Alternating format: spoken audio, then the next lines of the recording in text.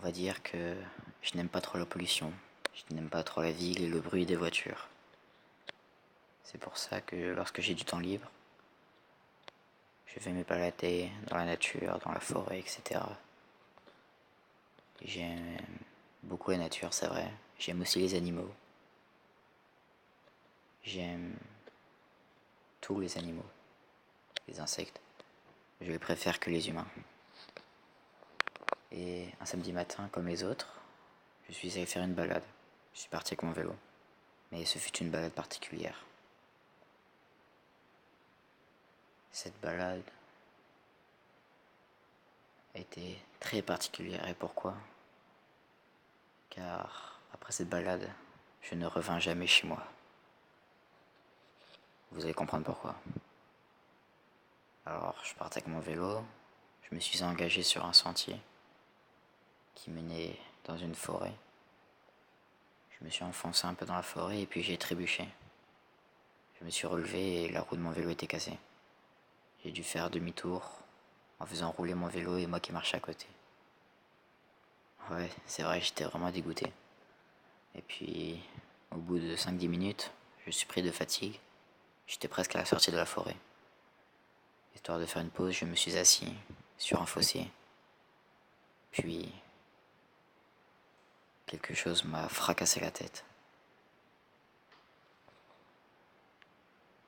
Cette chose m'a fracassé la tête tellement fort que je me suis évanoui.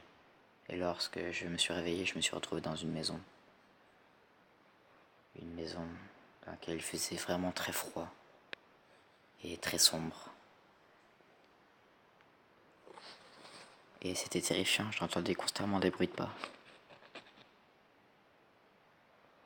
Et j'ai décidé de quitter la pièce dans laquelle j'étais. La porte était ouverte, donc j'ai réussi à partir de la pièce.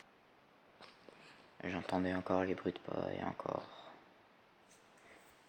Et ils venaient de l'étage. Puis lorsque je suis monté, j'ai entendu une voix hurler. Hurler tellement fort que ça m'a vraiment terrifié. Un hurlement de peur. Et d'un coup j'ai entendu. Alors je regarde. Je monte un petit peu les escaliers pour voir ce qu'il se passe. Et là, je vois un cadavre allongé sur le sol.